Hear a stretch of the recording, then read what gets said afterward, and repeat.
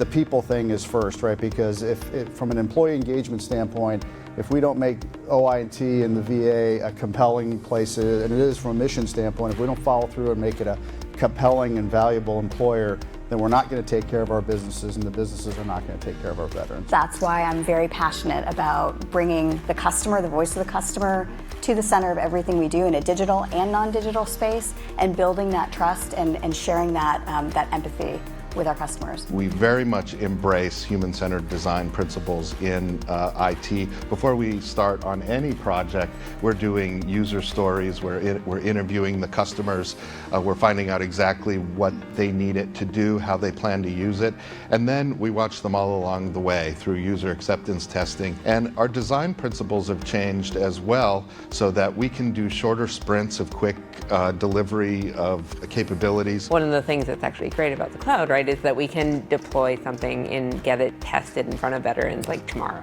So I can get something up and I can get that people actually interacting with a real thing, and that gives me a really good sense of how it's going to work. It also comes up a lot when we're trying to do things and testing around accessibility and making sure that the products that we're testing, we're not just sort of doing the standard government 508 check, but we're actually really testing with veteran users who are using assistive devices. There is nothing that doesn't have an IT component in terms of all of our modernization efforts. And you have to look at what we're doing differently within the VA to address that. And this is not your mom or dad's VA anymore.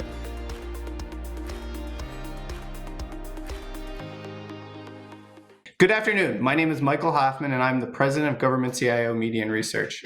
GovernmentCIO Media Research is the online destination for thought leadership and research focused on the transformation of government IT. Our experienced team collects the best practices and research regarding the advancing technology and management landscape. I want to thank everyone who tuned in this afternoon to our virtual FedLab event. We're excited to tackle the subject of human-centered design today with the leadership of the Department of Veterans Affairs Veterans Experience Office. As everyone has seen, the VA has made significant strides forward with the digital and customer experiences they are providing for veterans. A big reason why is human-centered design. So that's why we wanted to bring you today the lessons learned and best practices the VA's VEO has developed. We want this afternoon to be as interactive as possible, so I want to remind audience members that you can submit questions for our speakers in the comment box you see below the video player on your screen, and we will choose some to ask during the conversations this morning. I also want to encourage everyone to participate in the conversation on social media by using the hashtag FedLabHCD. We have a packed schedule for you this afternoon, and after a bit of a tech difficulty, we want to get this kicked off as fast as possible. So our first speaker will be Deputy Chief Veterans Experience Officer, Barbara Morton. Barbara has served as the Deputy Chief since 2016 and been a leader in human-centered design throughout. Barbara, I'll hand it off to you to get us kicked off. Thank you. Awesome, Michael. Thank you so much. And thanks for the opportunity to be with you all today and to partner with the GovCIO team to talk about one of my favorite topics, which is human-centered design. As Michael mentioned, and as you saw in the clip as we started, design is really where we have to always start when we're thinking about solutions for our customers, veterans, their families, caregivers, and survivors here at VA. So we have a wonderful agenda for you today and a workshop tomorrow. And just, again, appreciate everyone's time to tune in so we can share our story. So I'll have my colleague Maura drive the slides. So next slide, just quickly through the agenda today, I will give a brief overview on what we're doing in the CX space at the Department of Veterans Affairs, particularly in the Veterans Experience Office. So I'll give you a little bit of historical context and talk through the core capabilities that this incredible team has to offer. Then we'll hand it over to the really juicy and interesting part, led by our Chief Design Officer, Erin Seminario, and she'll walk us through the practice of human-centered design at VA and VEO, and also walk you through some design principles and open it up to group discussion and really encourage folks to be interactive. We're here to answer any burning questions you have as we walk through today. Next slide. So I'd like to take a quick trip down memory lane, if I could, and rewind back to April 2014. Some of you may remember VA and veterans felt an extreme pain point and a crisis, and that was with the Phoenix VA Medical Center wait times situation. So veterans were not able to get their appointments, And that led a sort of beginning of a cascade of events, which led us to prioritize customer experience at the department where we are today. So back then, our former secretary, Bob McDonald, had a vision when he came in. And the vision was, we really need to establish a centralized capability to listen to the voice of the veteran and make sure experience is a co-equal component along with other important operational metrics to how we run our shop and how we do business. So he established the Veterans Experience Office back in January 2015. And over the last 4 years, I've had the privilege of being this office's deputy to help drive this movement with my brothers and sisters at VA and also across agencies. So fast forward to today on this slide, you see a quote from our current secretary, Robert Wilkie. Oops, sorry, last slide. Thanks, Maura. And you can see that his prime directive for the department is customer experience. So music to all of our ears who believe in this movement, believe that experience is so important to operate how we serve our customers today. Next slide. So I will take you through this part one, as I mentioned, sort of an overview of our core capabilities in the Veterans Experience Office. And I'll start with a macro overview, and then we'll kind of dive deeper and deeper until we get to focused on the design element, which Erin will then take over for. So the first kind of slide here you see, we really have to start with principles and customer experience principles. So when we all think about what makes a great customer experience, there are a number of different dimensions, and you see them here on this slide. It has to be an easy interaction. It has to be effective. You need to get what you're asking for, what you need. And it has to be, most importantly, in my view, emotionally resonant. You have to feel like you're a valued customer. These three elements are core customer experience principles that are now part of VA culture and, frankly, our regulations as well. We've codified these in our iCare experience principles and how we operate. These ease, effectiveness, and emotion principles all drive to what I see as the most important currency in government, and that is trust. We really want to build and maximize trust at every agency, including VA, with those that we serve. So you start from this baseline of principles. Let's go to the next slide. How do these principles fit into how we operate? So you'll see here on this slide, we have three key pillars to implementing and utilizing those three principles, or those principles as a driver to how we deliver services. I'll go into the first one to really talk about what are the core capabilities that we have in VA to drive that orientation, and how do we do it? What's the framework that we use?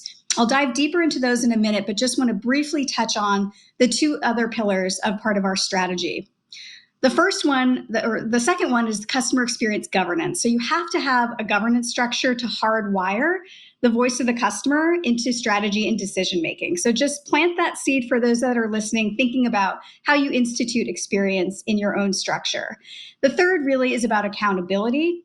So how do we hold ourselves organizationally and personally accountable for experience? So those are kind of the three main pillars of the strategy. But again, today we'll dive a little bit deeper into that first one, which is the core capabilities and the framework. Next slide. So this slide talks about the four core capabilities, the foundational capabilities that we use in the Veterans Experience Office to drive customer experience in those principles that we mentioned. The first is data, and when we talk about customer experience data, we mean it in two dimensions. One is, of course, as I mentioned at the outset, always starting with human-centered design and understanding what the customer needs are before we start to solve a problem. This will be the focus of the rest of this session today and also the design session tomorrow. The second part of the data piece for customer experience is real-time customer experience feedback. So in a previous job I had at VA, we had customer experience surveys go out, but they wouldn't come back to us for months later. So what we've done is we've created a real-time platform for those on the front line to get that feedback almost immediately in real time to address those issues up front. The three other core capabilities, which we won't talk about as much today, but just again to set the context, are technology, tools, and engagement. Technology is a key enabler. Of course, this audience interested in technology would appreciate that. And what we need to do is make sure that whatever technology solution we have, as Dom Cassat mentioned in the opening reel, we really need to make sure that we use the human-centered design practice and principles to co-design and identify problems with the users and with veterans themselves. The tools component that we talk about is really about creating tangible tools, trainings, other leadership practices that help us implement customer experience on the front lines.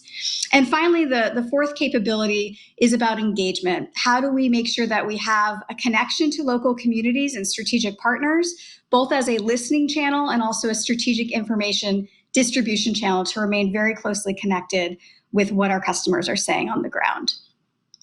Next slide. So I just gave you the core overview of those 4 core capabilities. Now we're going to dive a little bit deeper, more specifically into that first component of data, which is human-centered design, again, which will be the focus for the rest of the session.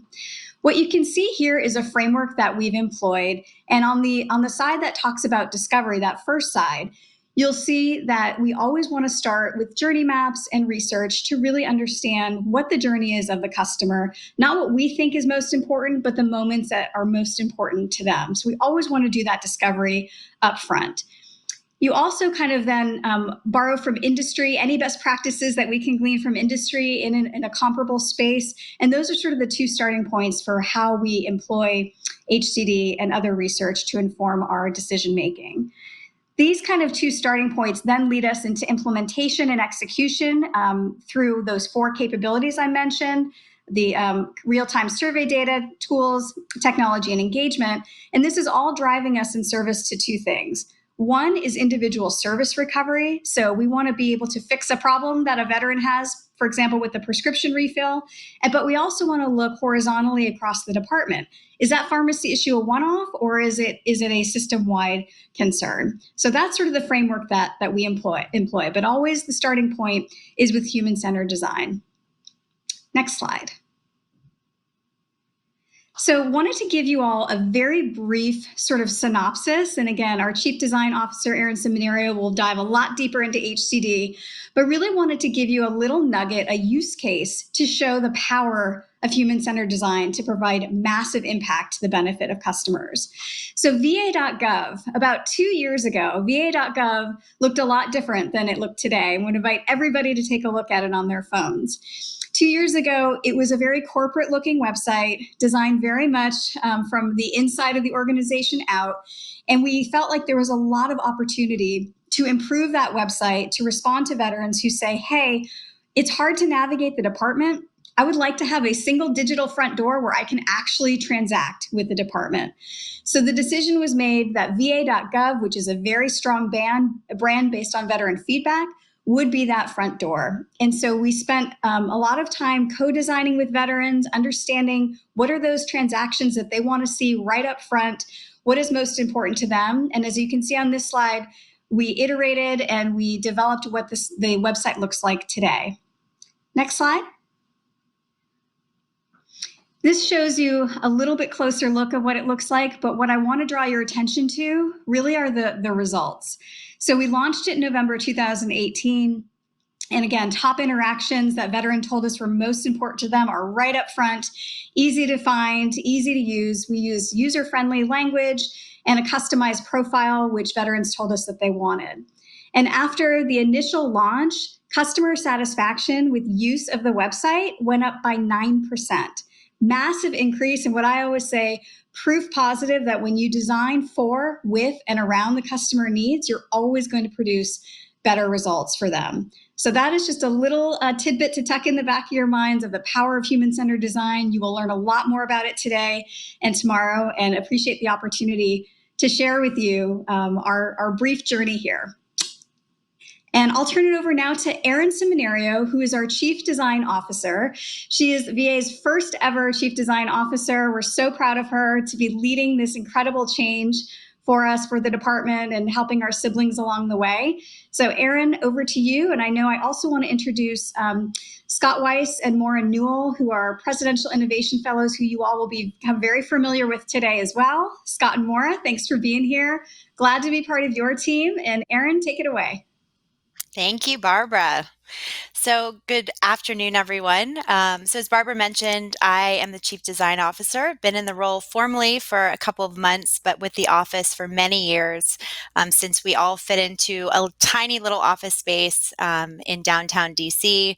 We've grown significantly, and We've grown not only just in size, but in our sort of understanding and embrace of human-centered design and how we're using it. So really excited to be here today to share our story with you.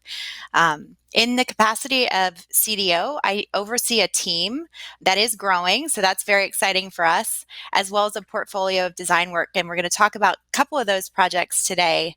I also want to mention at the start that we have had a strategic partnership that has been going for 5 years now with the lab at OPM. It's an internal consultancy in government that is that's mission is to spread the use of human-centered design as a practice. So there's significant investments in sort of spreading this across government, and we've been partnering with the lab in order to build our own capacity within our own organization to meet an increasing demand that we're seeing from across our organization for these type of services. So thrilled to be here with you today. So as this slide shows, we are in a continuous loop of learning and co-creating and sharing. So some of the things that we do in the Veterans Experience Office are research. That's really our bread and butter, going out, immersing ourselves into the world of our customers and VA staff, understanding things from their perspective, bringing those insights and stories back to our business partners to build empathy and understanding for the experience and to compel action to change it. We also hold a lot of exploratory workshops. This is a very collaborative process, and we're a B2B organization. So we rely heavily on making sure that our business partners have buy-in on the solutions that we're developing with them. And so this is a really key part of our process, bringing them into our process as early as and often as possible. So not only just the customers, but also our internal stakeholders. Since we don't, in the Veterans Experience Office, deliver these services, we help enable others to. In the co-creation bucket, we do a lot of work to sort of make things tangible.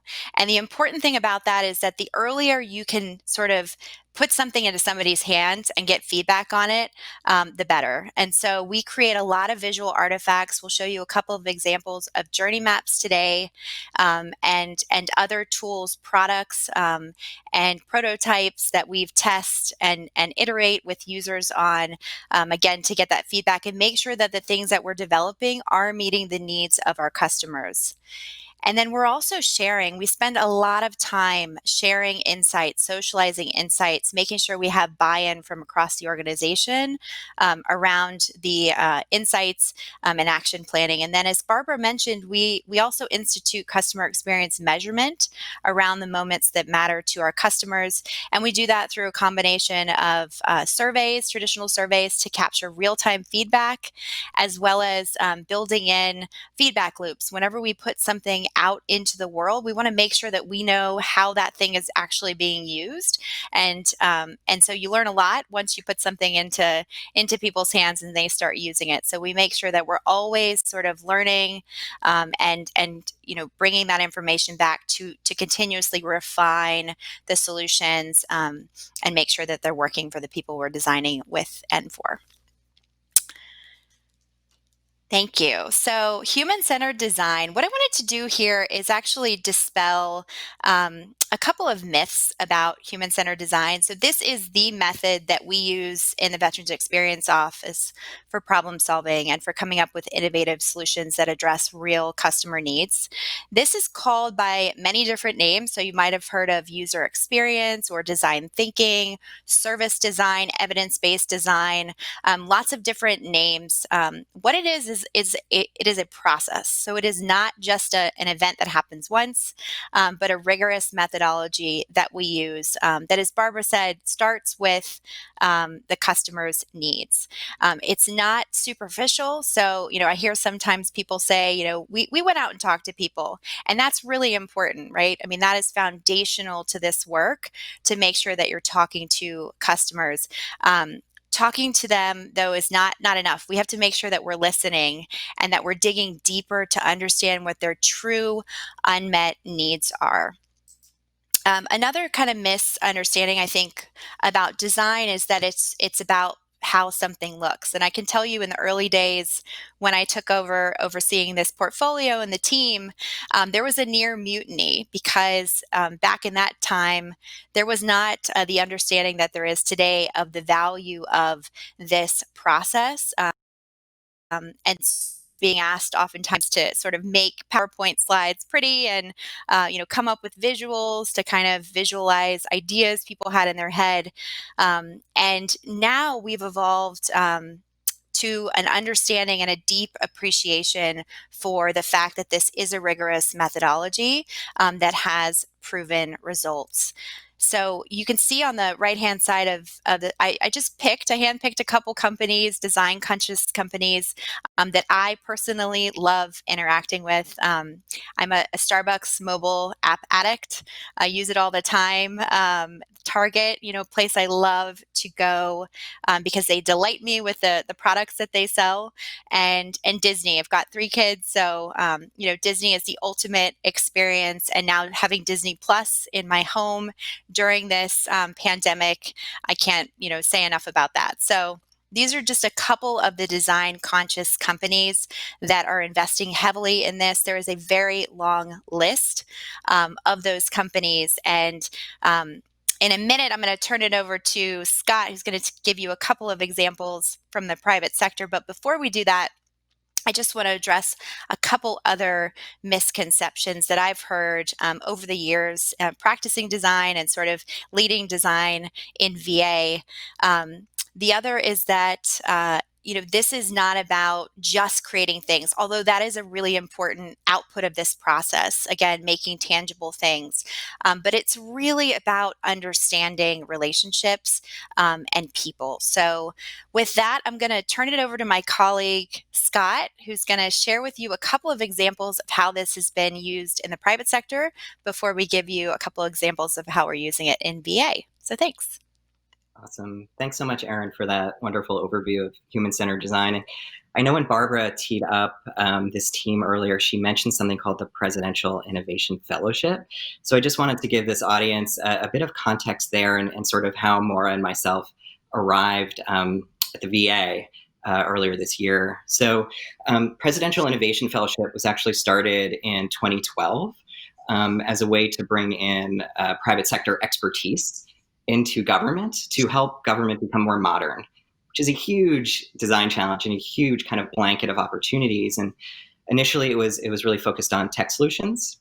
So it worked under Obama's CTO and has since scaled to bring in experts across a variety of backgrounds.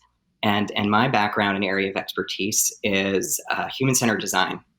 So on the slide that Erin just shared earlier, I don't know if you noticed a logo of a company called IDEO.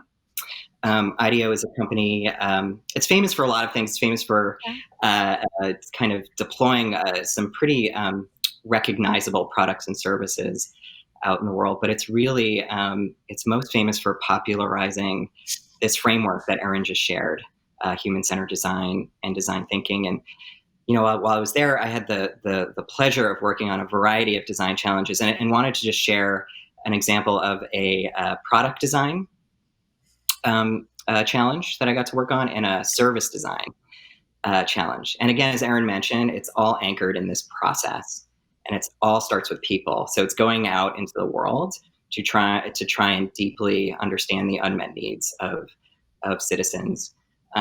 So one product I'm actually going to show you, as you can see, I just took this out of my wallet. Can you guys see this? I don't expect you to answer. I can't hear you, but it's the Chase Sapphire card by Visa.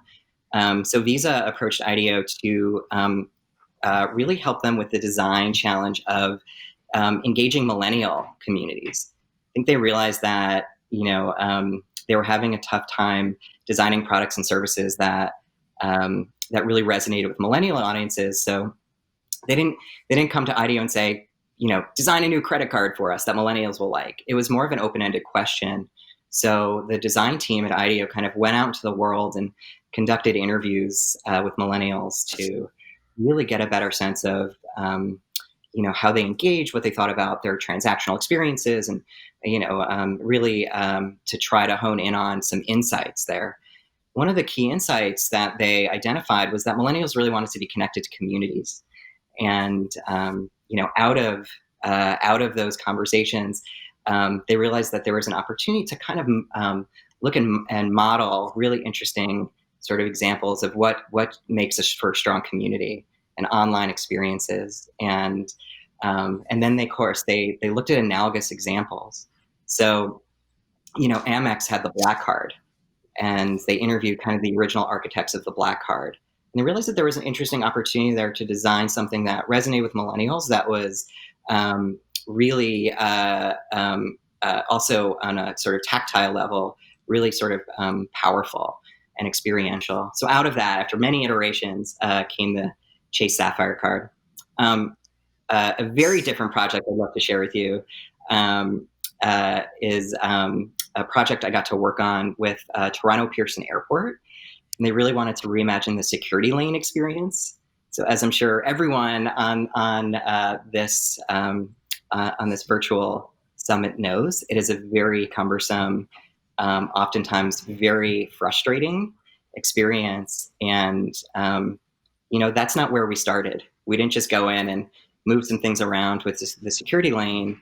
We realized that it was also an organizational design challenge.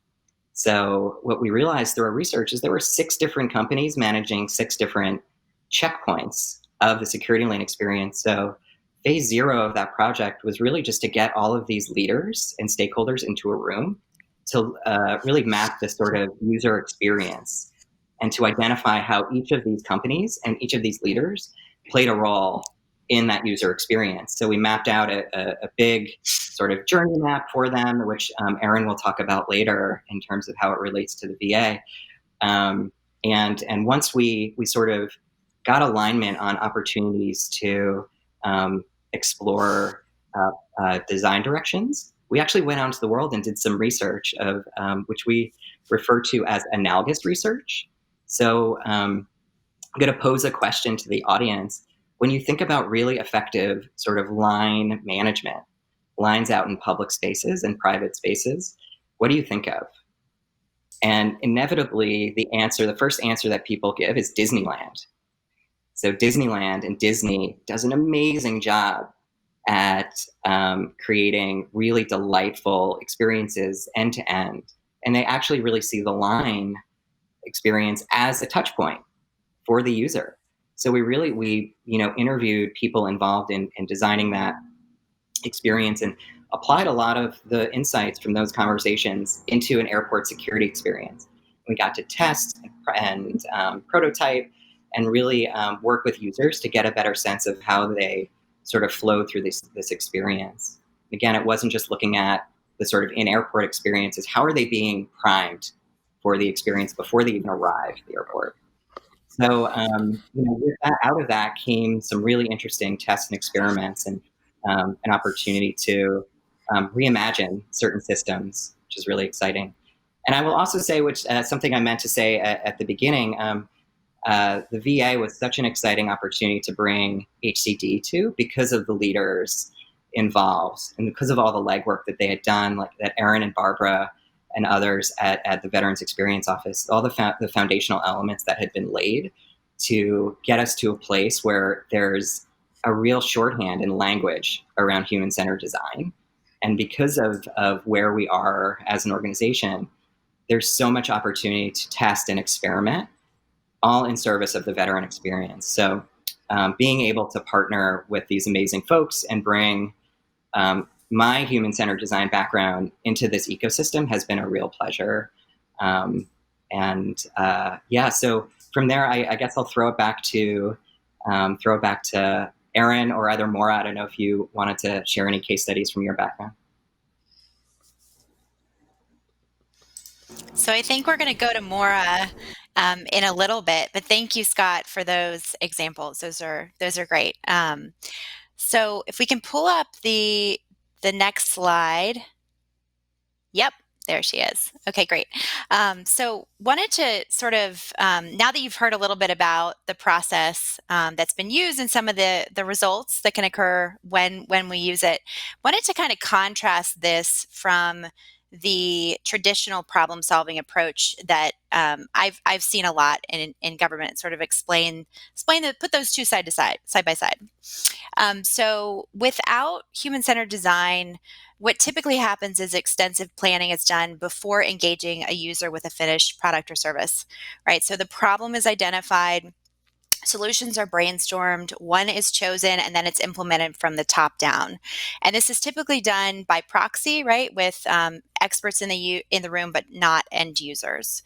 Human-centered design, on the other hand, on the right-hand side, emphasizes the importance of discovery in advance of solution generation. And it's also a very highly collaborative process. We ask why a lot. Are we solving the right problem? Are we asking the right question? Are the right people in the room? Are we speaking to the right folks? And so you might be thinking or asking yourself, if this is so great, why isn't everyone doing it? Well, I have a couple answers to that question. First of all, it's not necessarily the right method to solve every problem. So if your goal is to make something more efficient, to go faster, there's other more established methodologies for that. It's also not the fastest way to go from A to B, and it can be frustrating and sometimes at odds with a hierarchical organization where decisions are made from the top and pushed down. One thing that is unique about the process is that it does really level the playing field. Since you're bringing the voice of the customer to the table and using that to drive your decision making rather than seniority or other factors. And as I mentioned earlier, it does require a different mindset. So being comfortable with embracing uncertainty, that can be difficult for some folks. I've heard from folks that are new to this that it can feel like you're spinning your wheels sometimes in the early stages. And so people need to be willing to work through a problem without necessarily knowing where they're going to end up. And for some, that is just incredibly uncomfortable. But I will say it is worth it since the results can be truly innovative. So next slide, here's a picture of the process. So it is sequential and iterative. And as Barbara said, it always starts with discovery, right? With gathering qualitative data from customers to understand their needs. We do that through a variety of techniques.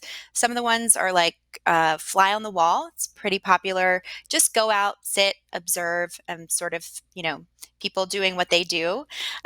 Also interviewing customers, we use open-ended questions. So we don't use structured questionnaires like surveys. We ask why a lot. Can you tell me a little bit more about that? We're really trying to dig deep to understand those motivations and unmet needs. So in the second stage of the process, once you've gathered all that data and made sense of it and sort of reframed your problem, it's time to start generating ideas. We call this ideation.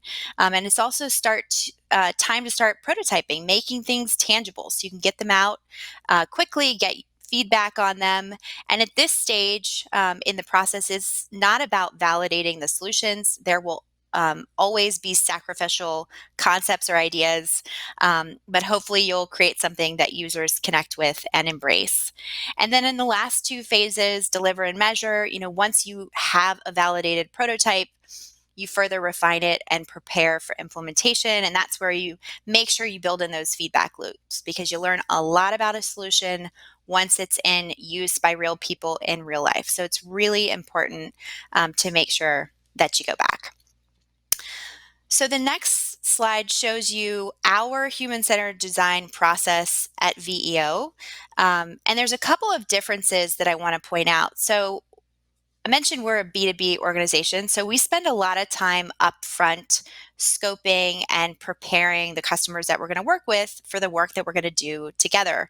Because this is a highly collaborative process, they need to understand not only the approach that we're taking, but also where in the process we're going to need them to sort of roll up their sleeves and get in there with us to help make sense of all of this. So, there's a real, the scoping and pre-discovery, those first two stages, it's all about building relationships with customers, doing stakeholder mapping, making sure you know the right parties to involve, and also just making sure you're solving the right problem. So we ask why a lot during this initial phase.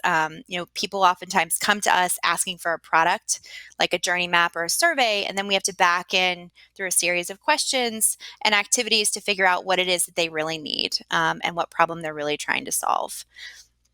And then another key distinction is that after we go from discovery, oftentimes because design is within a directorate that has measurement capabilities as well. So oftentimes once we are done gathering insights from customers and we've identified what matters most to them in their experience interacting with us, we'll break apart. And so we'll have one team develop surveys to measure those moments that matter, to put that real-time sensing mechanism in place. And the other team will break off and do solution design, making products or redesigning surface experiences to improve the experience we just learned so much about. So those are just some key distinctions about our process versus just a sort of the standard HCD process. So here's a picture of how we work. It is messy, so we are diverging and converging around what problem to solve, and then diverging and converging again around what solution might address that problem. And again, we try to involve partners whenever we can in this process. Here's a picture of our problem-solving process. HCD is one method that's a complement to others.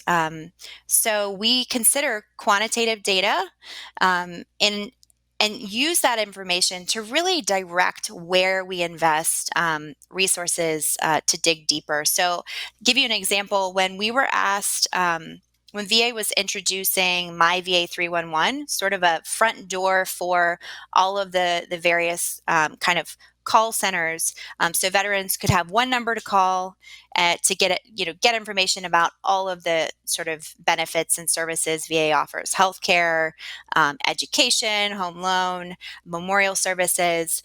We wanted to create one front door. So this sort of script was created and this number was set up. And what the data showed is that 30% of callers were dropping off after the first tier. So they were calling in, they were being given options of what to press, and then they were hanging up. A large portion of them were hanging up, and we didn't know why. So the data pointed us to sort of where there was a problem, and then we went out and conducted research with callers and looked at the scripts to try to understand why that was happening. And we, through that process, found a couple of quick fixes, like adding an option to press 7 and get directly to our crisis line and homelessness.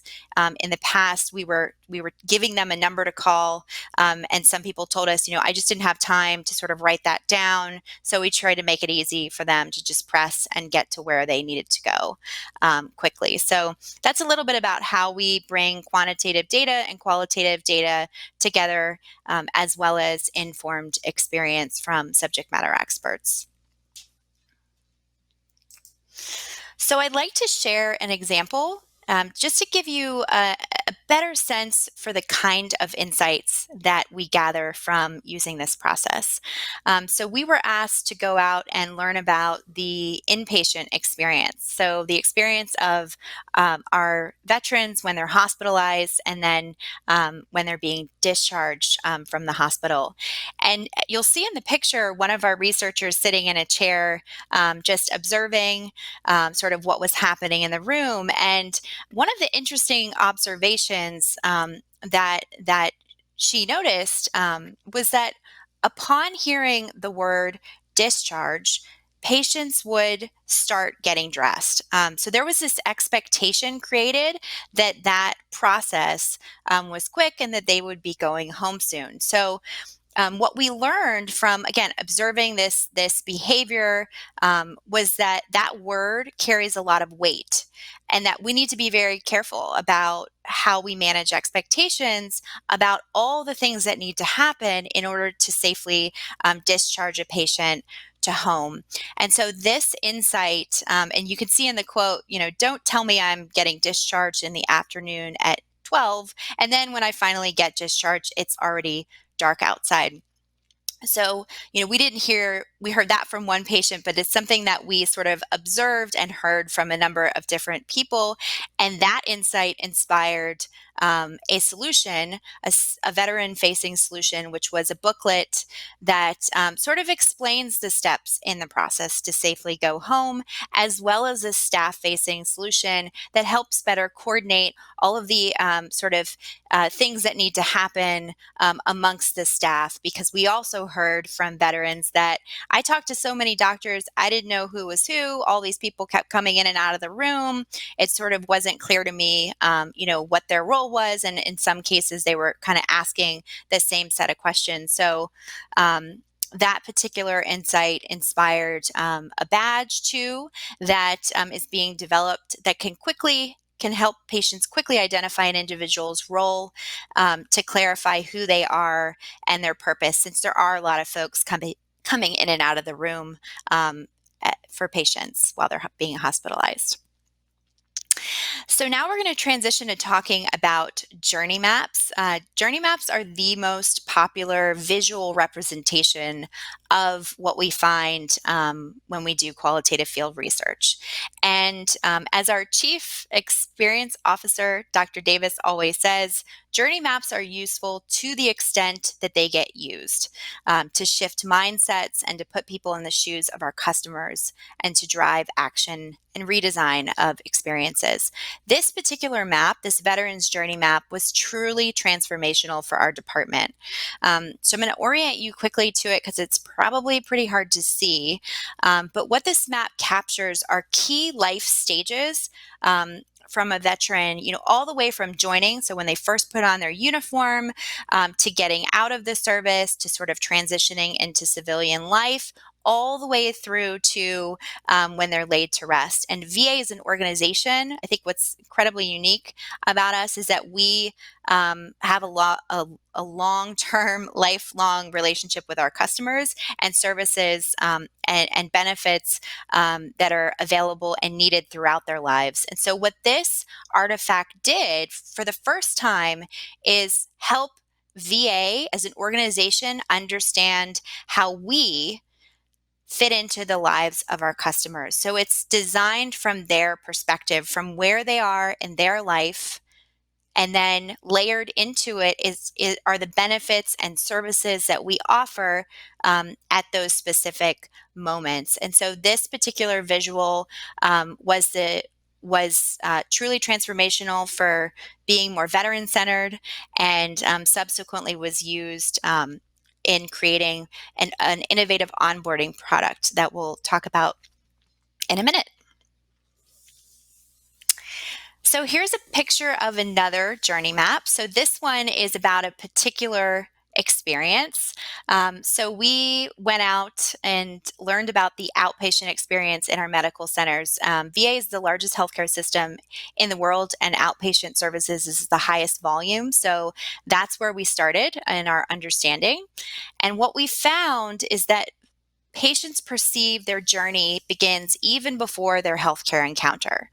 So when they're scheduling an appointment, that was the first moment that mattered. The next moment was when they were navigating to find their appointment, which can be difficult because our complexes are large and campuses are huge, and there could be 70 buildings. So these are difficult to navigate. And then the third moment that mattered was their interaction with the provider, followed by their visit to the lab or pharmacy, and finally their follow-up visit. So, we focus a lot on visuals because they are really helpful in helping the folks working to improve experiences sort of stand in the shoes of our customers and understand how they move through a journey, and also for illustrating, we have bright spots and pain points on here, what's working, what's not working. I want to mention, though, that the stories and the quotes that come from the field research are also very important in terms of building empathy and understanding. So we always accompany these visuals with storybooks that capture that voice of the customer and bring that to the table. So here's a picture of some of the solutions that came out of the outpatient experience research. And I'll just kind of touch on a couple of those here. So first of all, in order to develop, sort of to prioritize where to focus, we hosted a number of engaging interactive sessions with stakeholders and frontline staff. I mentioned before that our success is wholly dependent on the partnerships that we established and on buy-in from staff. And so that's a really important part of our process. Through that, we developed a prioritized list of solutions. Some of those, I'll just sort of go through a few of them that are listed here today. So the first of those is a rounding solution. This one was designed to address the end-to-end experience, and it was actually borrowed best practice from UCLA and other medical centers. So that's something that we developed to address sort of that end-to-end experience. Another solution, the Red Coat Ambassador Program, was actually developed to target a specific moment that matters. So I mentioned the navigation challenges. We created a program where volunteers would be stationed at high traffic areas to help guide veterans through our medical centers to get to where they needed to go, and also to just answer questions they may have while they're there. And then finally, the I Choose VA badge. That particular solution was intended to serve as a way for veterans and VA staff to connect with one another. So we know from our research that people are coming to our facilities for more than just a transaction. They're also coming to connect with others like them. And so we designed a badge that would help to establish that connection when folks are passing each other in the hall. So I mentioned earlier that we use our journey maps to identify the moments that matter most to our customer, and we have an industry-leading platform that we use to administer surveys, email surveys to our customers. Those surveys are designed to measure those moments that matter and to get feedback from customers in real time. So almost, as soon as they've submitted their feedback, we can see it in our system. For the outpatient experience, we have had these surveys turned on now for a few years, and to date have had 4 million responses and nearly 2 million comments. And the comments are really key. So in addition to asking structured questions, we also on our surveys include a box that says, is there anything else you want to tell us about your experience? And the important thing about that is that we aren't restricting feedback to just the things that we want to learn about. We're giving the control to the customer to tell us anything they want to share with us. And it's really interesting. I think more than 2/3 of those comments that come back are praising VA staff, and we try to feed that information, that positive feedback back to staff so they know how they're doing and how they're impacting the customers that we serve. So we take a very iterative approach to developing solutions. I'm going to show you the Welcome Kit, which is a prime example of a product that was created using this approach.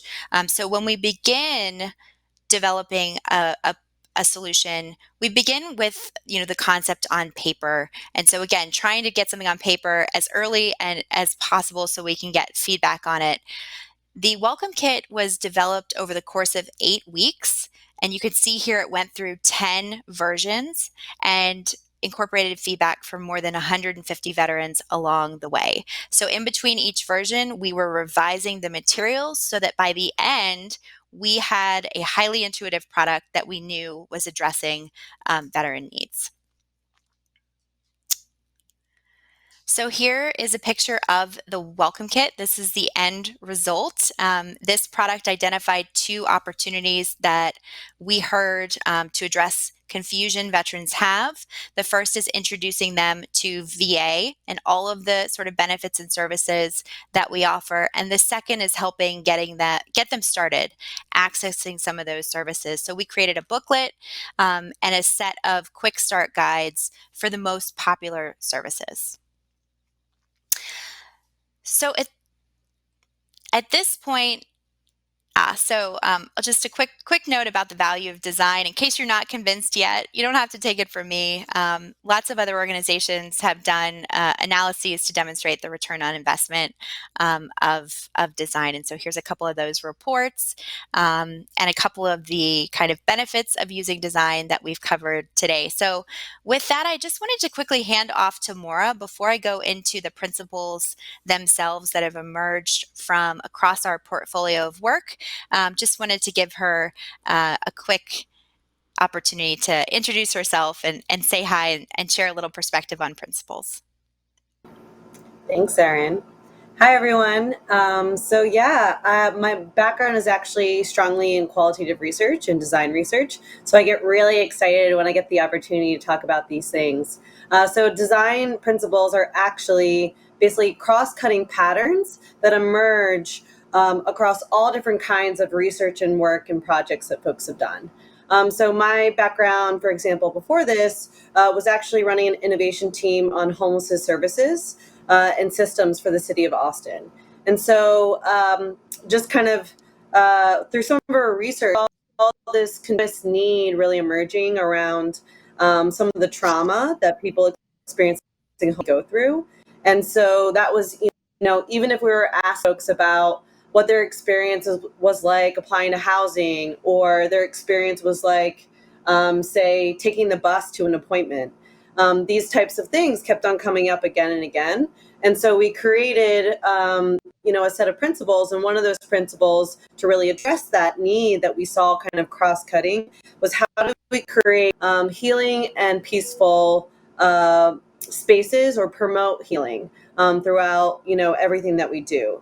And so, it might be something like the service or the technology platform, meaning, how can we make sure that we're not using language that might trigger people in the way that we're designing the website. But it also, when we think about design principles, these things can also translate into everything we do. So for example, how might we promote healing spaces physically? So think about the experience of checking into a homeless shelter and how, the colors you use can help promote healing or tranquility, in addition to the actual service itself.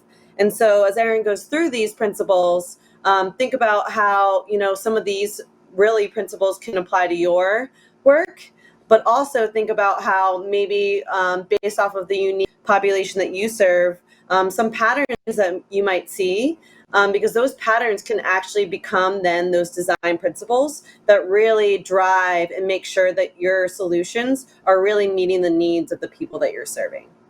So thanks, Erin, for taking the time to let me share a little bit, but love to flip it back to you so you can dive in. Thanks, Maura.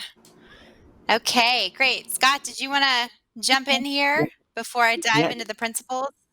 Yeah, I would love to. And it occurred to me as we were talking that I think there's an assumption that private industry is better at this, at HCD, at design thinking than public sector, when in actuality that is a myth. And that was something that came quite clear when I started working at the VA. And actually, when you look at some of the patient experience scores that happen within the VHA world, they're actually leading the charge.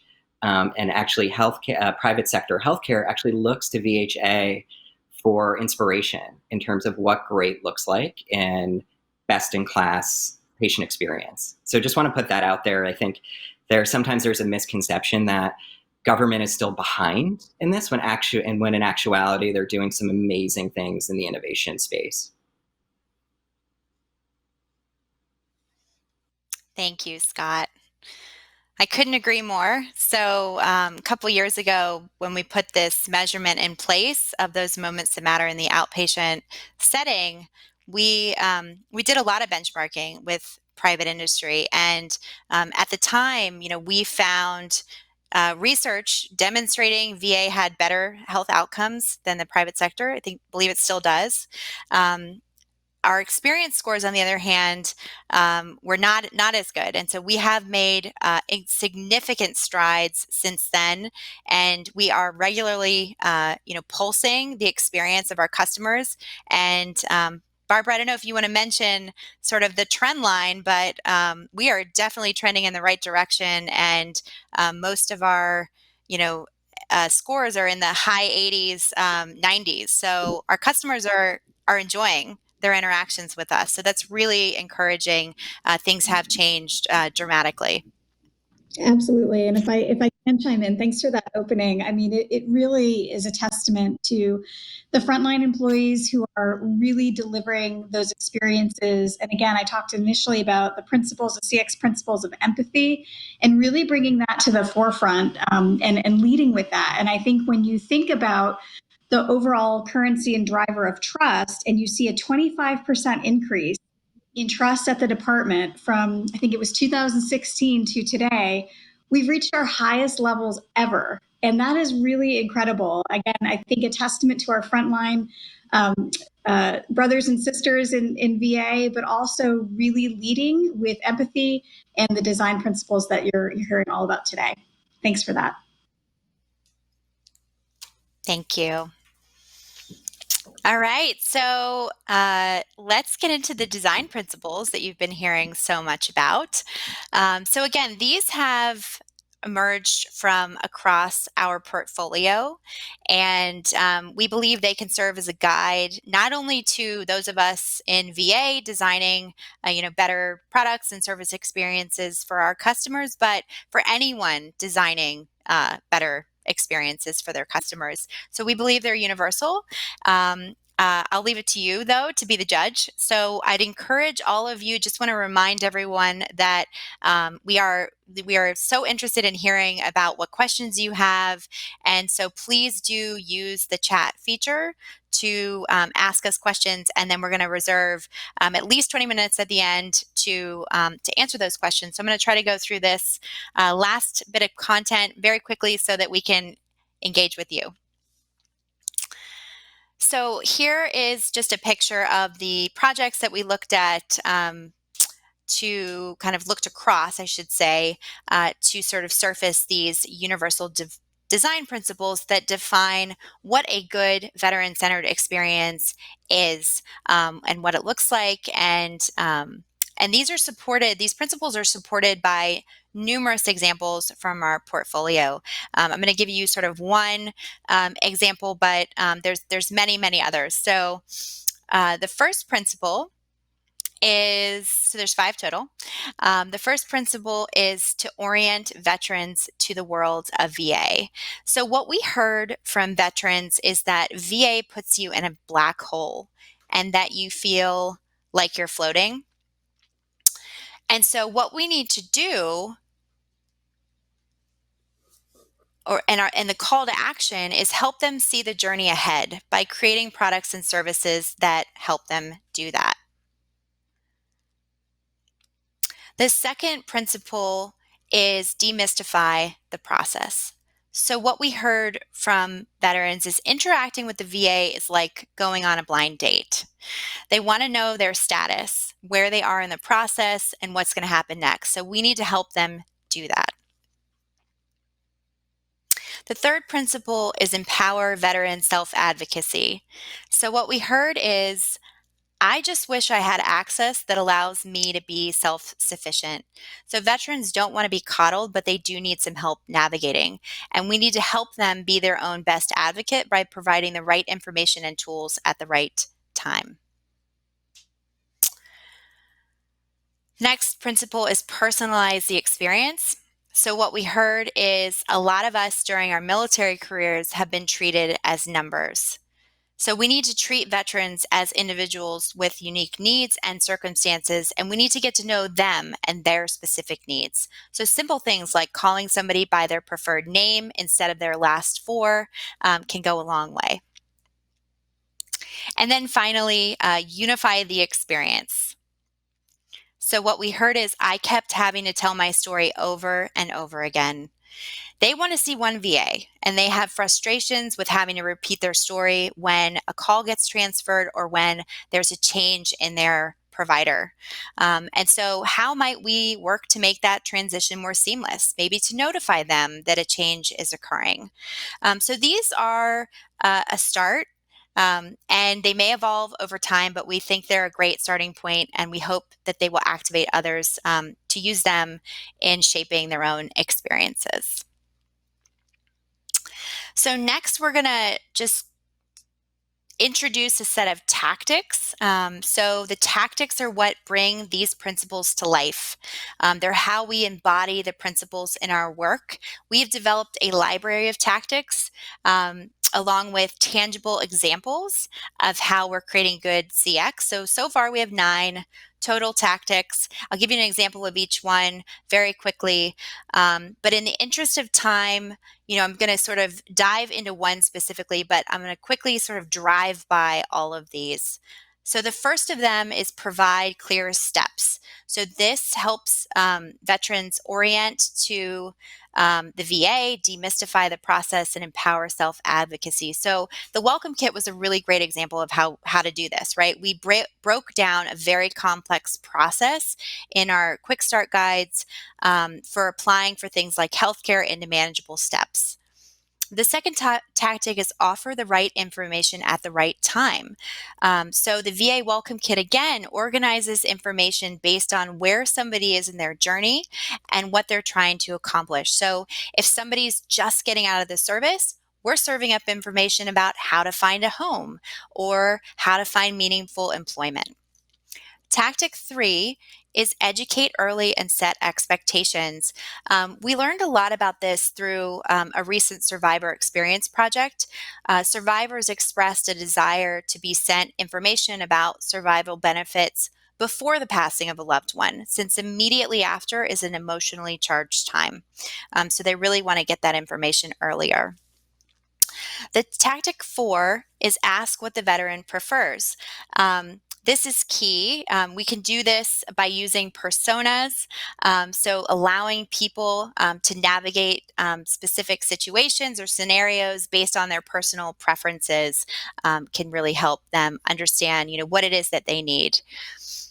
Tactic 5, use courteous and respectful language. One of the things we did a few years ago is review hundreds of veteran-facing letters, and we edited them to make them more humane and clear. So there was one particular letter that was being sent to folks who were losing their caregiver benefits, and it was impersonal and passive and difficult to understand. And the revisions that we made explained why the change was occurring, and also included an acknowledgement of the important work of being a caregiver.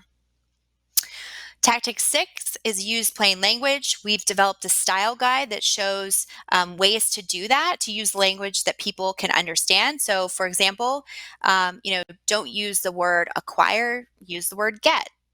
So just encouraging people to write the way people talk.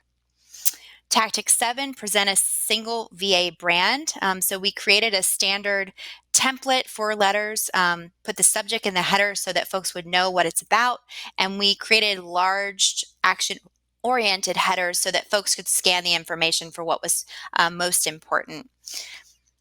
Tactic 8, creating a continuous experience. The example I gave earlier of My VA 311, that single front door to connect with sort of any part of the organization.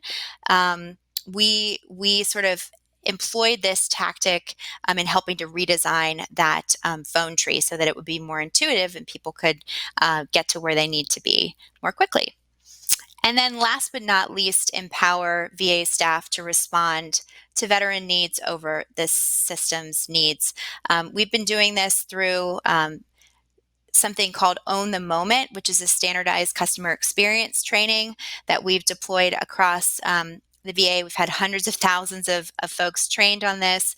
And what that experience training introduces is a set of principles to guide interactions between staff and customers. So instead of relying on rules, it sort of gives some guiding principles on how to interact in a more humane way. So those are the tactics in a nutshell.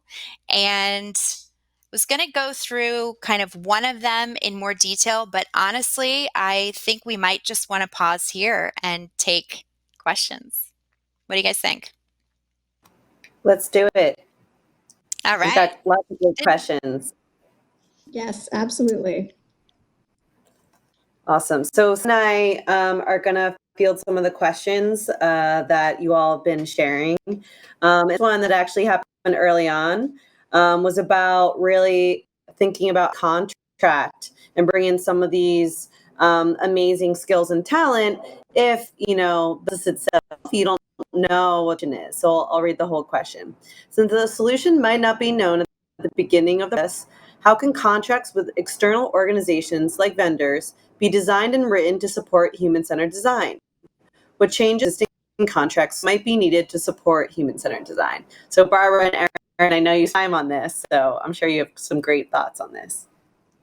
Yeah, well, I can start us off, and thanks for that great question. The reason I love that question, it's very practical and very tactical. And I think in a lot of ways, when you talk about customer experience, it feels like these great big lofty ideas, but how do we bring it down to a point of practical application and something that can be implemented? So this perfect question. So one of the things that I would sort of recommend is when you're thinking about creating a contract or putting out an RFP or an RFI, make sure you bake in some language about human-centered design and research up front. That's language that you can insert in any sort of contract request or vehicle. And we're happy to help consult with that if you need some sample language. But really baking it in as a key requirement to me is something that if you're letting a contract, you have full control over that. The other thing I'll mention as well, so one of the things that we're working on in VA and with our brothers and sisters across agencies and OMB is the President's Management Agenda Cross-Agency Priority Goal, CAP goal, on improving customer experience. And one of the artifacts that has come out of that, which was put together by our friends at GSA, is a customer experience sort of advisory buying guide. That's available online, something to take a look at for everybody. We certainly can share that link if that would be helpful. And that really outlines how you might want to bake in human-centered design in terms of acquisitions, the things that you might want to think about when you're reviewing some contract competition submissions, and that will hopefully get you started. I'll turn it over to Erin for any additional thoughts on that. But again, great question. Thanks, Barbara. So I have written quite a few human-centered design contracts. And what I'll say about the structure of them, I mean, one of the things we actually, I mentioned at the beginning that we are actively working on building capacity in our own staff to not only be design thinkers, but doers and leaders. And so we're starting now to actually write into our contracts that the objective is not just about doing the work for us and delivering products to customers, but it's actually about bringing us along on that journey and teaching us how to fish. So I think that would be my advice to you is in writing, I can sort of give you examples of contracts and the way we've structured them. I think it's really an opportunity to sort of level up the skills of government staff and getting them to think and approach problem solving differently. So, not only focusing it on kind of what the contractors are going to help you sort of deliver or create, but on how they're building up specific capabilities and skills in your staff. And if I could add one more thing, Erin, absolutely right. And I'm, again, super proud. Erin is VA's first ever here to stay Chief Design Officer. So we're investing in that, to Erin's point, in-house. And we're also building that capacity in-house. Now, VEO is on a maturity path that's probably a little bit ahead of some of our other brothers and sisters across different agencies. We've been at this now for four to 5 years. So it certainly is a maturity kind of scale as to where we are. So we're at that point where we can actually build that capacity and start bringing in designers to work under Erin's leadership. I think the other thing too is there are other resources in addition to contracts that we talked about. So the lab at OPM, for example, has been a wonderful partner with us over the years that I've been here at VEO. And before we had money to let a contract, we partnered with the lab and we brought in designers from the lab to help us with the welcome kit and the journey map. So there's some resources inside of government that can help you also get started if you need to kind of start small as well. Thanks. Yeah, Barbara, I'm so glad you mentioned that, because I think when you're thinking about bringing design into your organization, you should definitely be thinking about hiring, procurement, and then also building up the capabilities in your staff. And we're doing all three of those things. And can't say enough about our partnership with the lab. They've been an incredible partner, and they exist for the purpose of spreading this practice across government.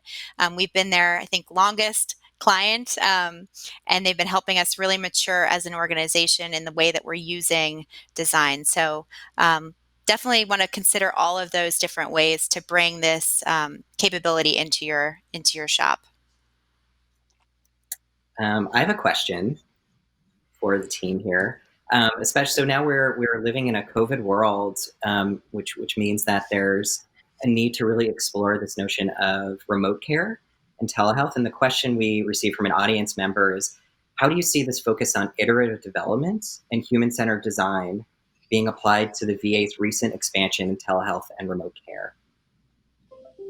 Yeah, so I'd love to jump in on that. And then Erin, if you don't mind, I know you've been kind of front and center of it as well. So one of the things that I am most proud of, I've been in VA for about 14 years.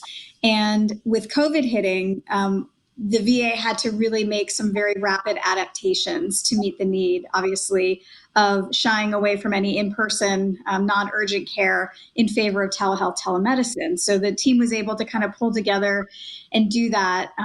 But what's fascinating is when we move forward, when we start to introduce folks back into VA medical centers, for example, how do we know how they're going to feel safe and comfortable? And so the Veterans Health Administration, their leadership, approached VEO and said, hey, can you help us understand from the veteran, from patients, from their families, what would make them feel most comfortable? What do they need to see and hear and feel to feel comfortable coming back to a facility for their medical care as we're, again, re-expanding those in-person services.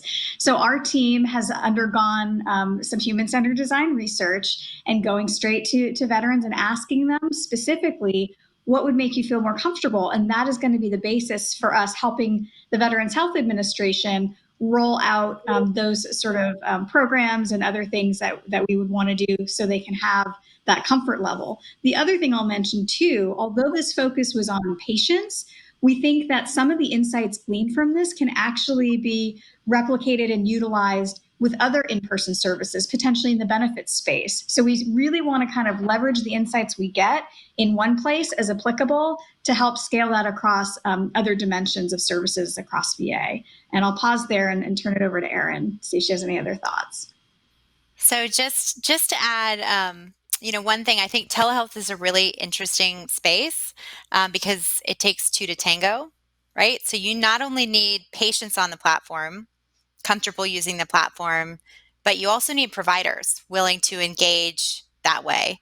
And so we were talking just a few days ago to the director of the telehealth program, and there's been an unbelievable increase, exponential increase, I believe it's 1,000% in the use of these services, because it's really right now one of the only ways to get safe care for many people. And so the initial focus, right, in the first couple of months in a crisis was just on getting people on the platform, right? Getting providers on the platform, many of whom had never used it before, and getting patients on the platform. And now, that we're a couple months in, and it looks like we're going to be probably staying at home for at least the next year. Now the focus is shifting to how do we improve that experience? And so that is just really encouraging. I think these methods that we're using are perfect to solve that problem, right? To understand from the provider perspective what it's like, from the patient perspective what it's like. We're also looking at call center data. What are people calling about who are trying to get on this platform? We're hearing that they're just having difficulties getting started. So the first sort of the really important kind of problem to address first is just getting them to complete a first appointment, and then subsequently it gets easier and easier. So we're really interested. We're going to be doing a lot of work in that space this year, and just excited to see kind of how we can redesign virtual care, not only for this crisis, but I think that people are going to be wanting to interact this way even after this is this is hopefully gone. So. Yeah, so let's continue to build on this kind of concept of we're living in a rapidly changing world, right? And customers are changing with them. And so someone asked about, what if there's not sufficient time to really do a full HCD and discovery process, and clients are not willing to set aside or schedule money to really kind of do some of that deeper dive? What guidance do you have facing these challenges? And then I love after Barbara and Erin, after you answer, I'd love to share actually a couple examples on a city government level that I've experienced. Yeah, I mean, I think, you're always going to there's always going to be some emergency fire, and, time is always kind of the enemy in some respects. So I think there are a couple of different approaches. One, if you have data and insights that you've gathered in sort of comparable areas, like I was just mentioning, so we're doing this sprint on patient comfort with coming to a VA medical center, but what are those insights that you can distill and apply in other contexts to other facilities, for example? So I think leveraging data that you may already have and insights that you may already have is sort of one approach. And I think, if we don't prioritize this kind of methodology up front, then ultimately we have to showcase that it's going to cost us more later on because we're not solving the right problems and we're not actually responding to customer needs. It's a difficult argument to make sometimes because it's sort of speculative, but if you utilize some of the data that you can see in these case studies to say, example, va.gov, customer satisfaction went up by 9%, huge increase, and we were able to make a huge difference by applying these methodologies. I think it's sort of building that evidentiary case that's also really important as well. Erin, any additional thoughts on that? Yeah, I mean, I've heard before, I love what you do, but can you just figure out how to do it a little bit faster? Right? I've heard that a couple times. Yeah. And what I'd say to that is so yes, absolutely. There's a book called Sprint, talks about like a 5-day process for moving very quickly through this. But that sort of requires all the right parties to kind of be in a room together and sort of committed to working through that and going offline for a few days. And so, I think the most important thing and the thing that is really difficult to rush is the relationship building, gaining that buy-in at the beginning of these engagements, figuring out which parties need to be in the room to make sure that once you do have something that you want to put into the world, that like they're embracing it, right? Because it's really easy for people to kind of check the box and say, yep, we did it. We put a red coat on somebody, right? And then you walk in and that person's sitting behind a desk. They're not greeting, people. So I think it's really important to make sure that you build in enough time at the beginning of these engagements to gain a mutual understanding of why it is that you're going to do what you're going to do, what that's going to take, that you get that commitment. And unfortunately, I don't think you can rush that. It's almost like a slow down to speed up in a way. And you have to have people who are willing to kind of take on that mindset sometimes, but at the same time, there does have to be flexibility depending on, the urgency of a certain situation. Yeah, and I love to call out, the role of prototyping in all of this. So Barbara mentioned before, really looking at some of the data that you already have, and I'll give kind of a quick example. So, Vision Zero initiative that's federally sponsored, but really cities are implementing that at a local level. And so one of the things that the city of Austin we saw is that a lot of the accidents that were happening in terms of bike accidents and fatalities were happening at night.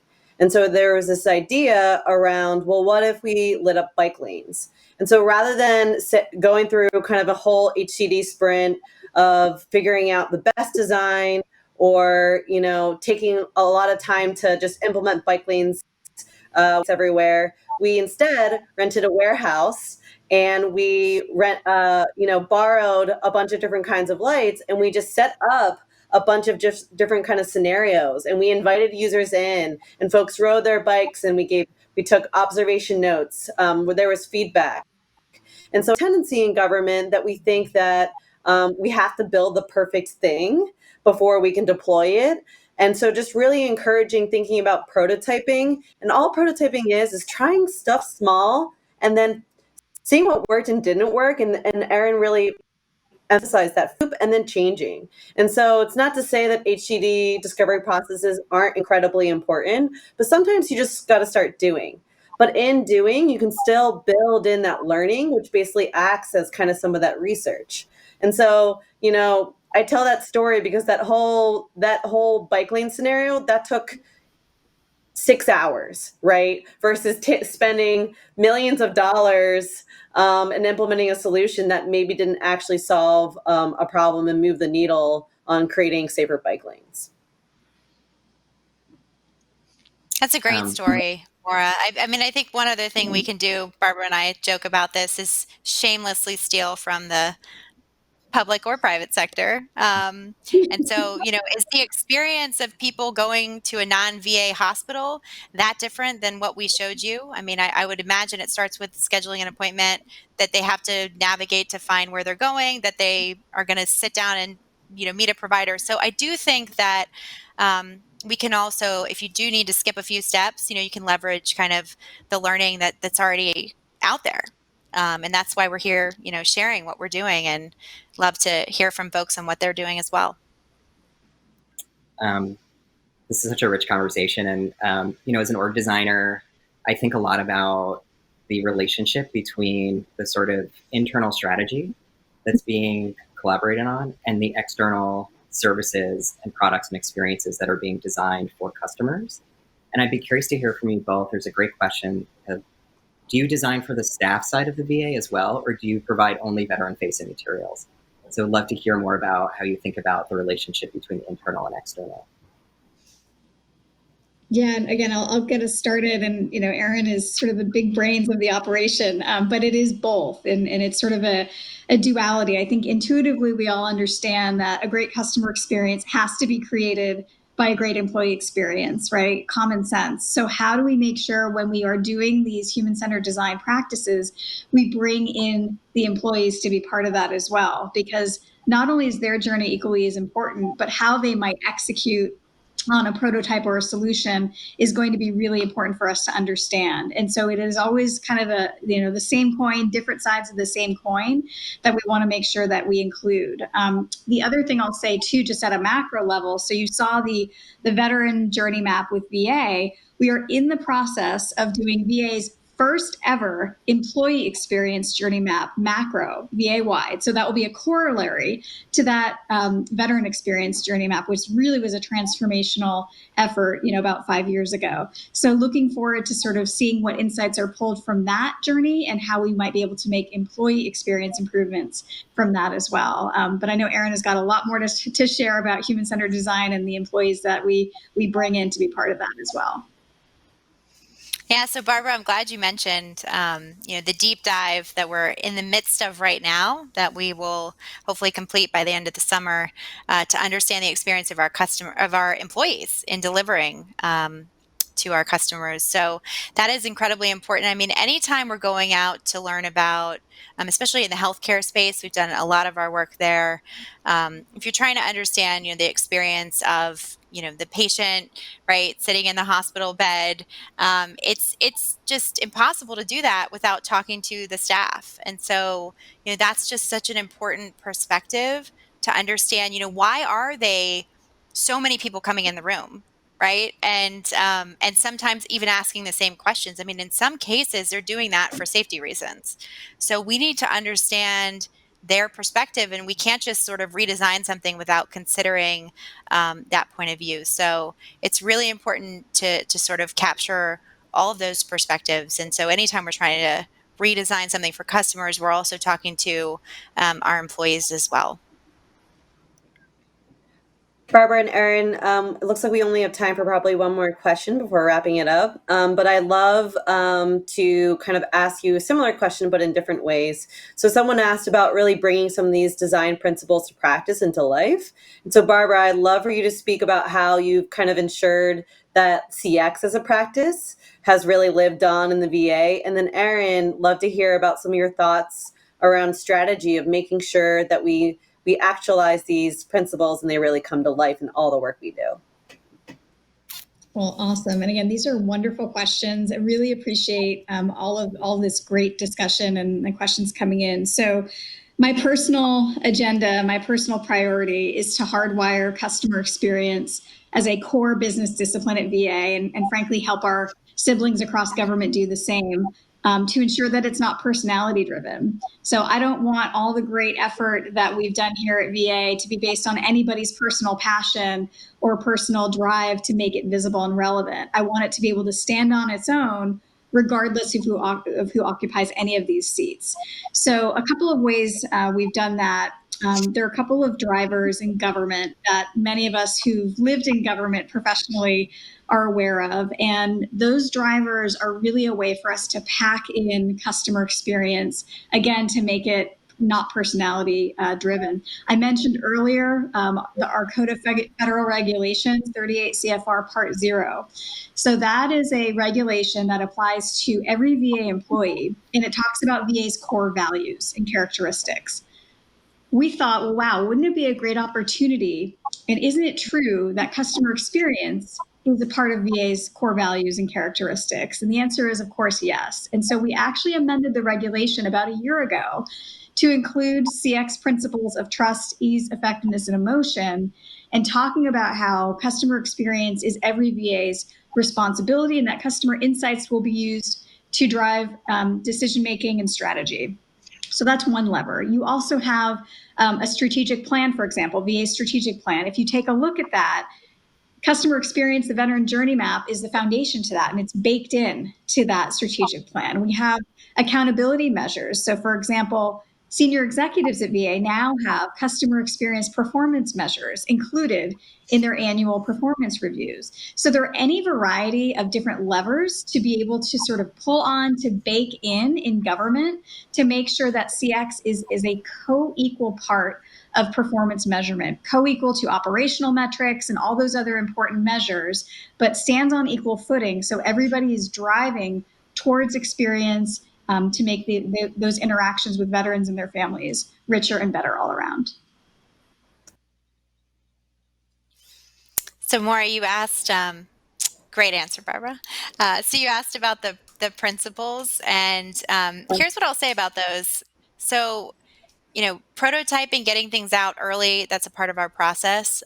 This is actually the first time, I don't know if I said that earlier, but that we have unveiled these to the public for input. So I would leave it to you to be the judge in terms of the extent to which those resonate with you. We hope that they do. We're going to be looking to use those in the VA to help align different efforts. If we're designing something to maybe start at second base, using the principles to sort of direct how we go about improving experience. They're meant to be guardrails and to provide a North Star that all the folks that are designing products and service experiences can align around. So, and I mentioned the tactics, that's the practical, how do we actually embody those principles? That library is going to be growing, not just with our work, with what we've done, but there are groups all across VA now. They're popping up like mushrooms, just like CX shops in government, HCD teams. I mean, it's really exciting to see. And in fact, Barbara mentioned CX being in performance plans. I actually saw the other day that in one part of our organization, they're requiring people to learn about human-centered design and to prototype something. I mean, that just blew me away. I mean, we have come such a long way in such a short amount of time, and I'm excited to see where we go next. Awesome. Well, thanks so much. We're going to end with kind of our quick contact info. So feel free to follow up with all these awesome folks and myself. And then we're going to hand it back over to Michael. And I know a lot of folks were asking about the deck. Yes, we are more than happy to share this deck. So feel free to keep in touch.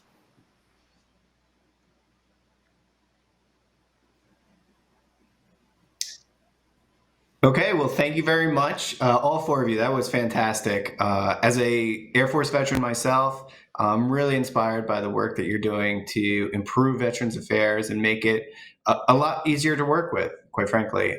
Really learned a lot about the different work that, and the different best practices that the VA is learning from companies like Chase and Disney and applying it here. But also the real feedback that you guys are getting is just fantastic to see. and applying it to the designs that are going into the VA to make it easier there. So thank you so much. Hope everybody learned a lot. We're excited to just remind you that this is actually just the first day of a 2-day event that we're doing. Tomorrow is going to be day 2. It's going to be interactive. It's going to be a smaller group tomorrow. I did have quite a wait list, and we did have a few positions open up on that. So if you are on the wait list, check your email. We just sent out a few to folks to get them to be a part of tomorrow's interactive portion, but that should be great as well. But today was a great kickoff. I learned so much. And if folks want to share this event, we're going to have the recording on this live stream page as soon as today. So you can share it amongst your colleagues and they can learn from this as well. So thank you very much on that. I did want to, before we cut off, we are going to have our series of virtual events are going to continue throughout the year. We're going to have 8 more throughout the year, and we'll have announcements to everybody here on those. Our next one is going to be at the end of July, and it's going to be about the return to work and some of the challenges that go there. So look for more information there. So with that, thanks so much for joining us, and until next time, thank you. See you tomorrow.